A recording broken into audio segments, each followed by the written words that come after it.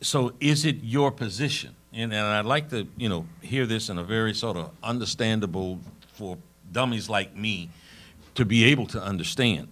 Would it be your position that the very tenets of Christianity, the Immaculate Conception, the birth of Jesus Christ, the Son of God, is something that is a story taken from ancient Egypt and sold 2,000 years later as being original?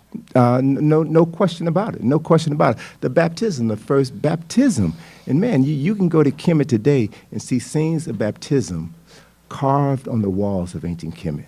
And so all the tenets of these traditions, resurrection, the Ten Commandments of Moses were derived from the 42 admonitions of Ma'at. And James Henry Breasted, the father of Egyptology in the United States, the founder of the Oriental Institute at the University of Chicago, got in trouble in 1935 when he said that the Ten Commandments were derived from the 42 admonitions of Ma'at, and there is no commandment, thou shalt not lie.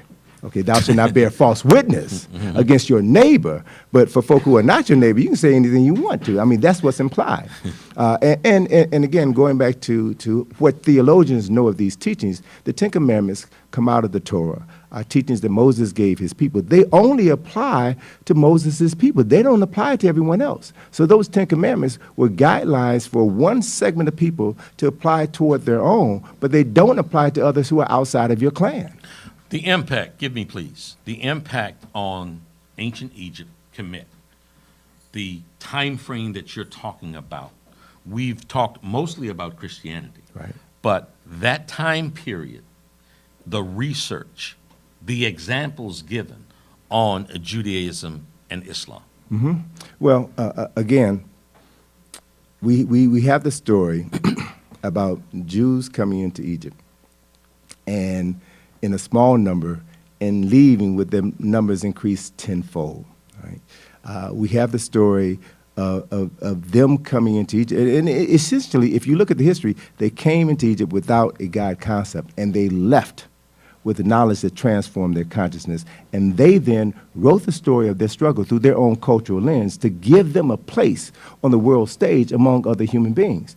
Gary Greenberg wrote a book. Gary Greenberg is an attorney, a Jewish attorney who practices in New York, wrote a book called 101 Myths of the Bible, in which he stipulated that all of the texts in the Torah were derived from Kemetic texts. And when you compare the story, specifically the king's list that is in the temple of Abydos, the list of all of the kings from the beginning of Kemetic times up to the time of Seti I, who was the father of Ramesses II, that king's list closely parallels the patriarchy of the Jewish tradition. It's the same list, just written thousands of years later in order to give that group of people a place in history that they created for themselves. They call themselves the chosen people, and the people are clear. Free people choose their relationship with the Creator. Only enslaved people and conquered people are forced to take on the religious traditions of their conquerors and enslavers. So I dare submit to you, Rock, and your listeners, that the reason why Africans enslaved in America are Christians is because our owners were Christians.